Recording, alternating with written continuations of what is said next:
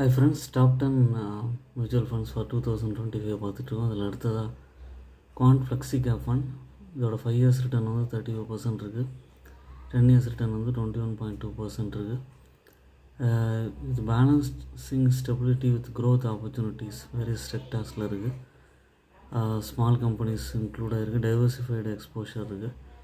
Minimum SIP amount வந்து 1000. அதுக்கு மேலேயும் இன்வெஸ்ட் பண்ணலாம். லாங் டேர்மில் இன்வெஸ்ட் பண்ணிங்கன்னா நல்லா ரிட்டர்ன் கிடைக்கும். 5 years 10 years அது மாதிரி.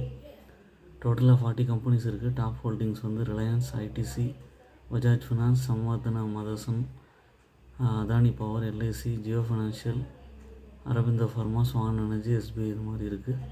ஓன் அனாலிசிஸ் பண்ணிவிட்டு மியூச்சுவல் ஃபண்ட்ஸ் வந்து பர்ச்சேஸ் பண்ணி எஸ்ஐபி மெத்தடில் இன்வெஸ்ட் பண்ணுங்கள். என்னோடய சேனலை சப்ஸ்கிரைப் பண்ணுங்கள், லைக் பண்ணுங்கள். I am not a SEBI registered person. Thanks for watching my video. Thank you.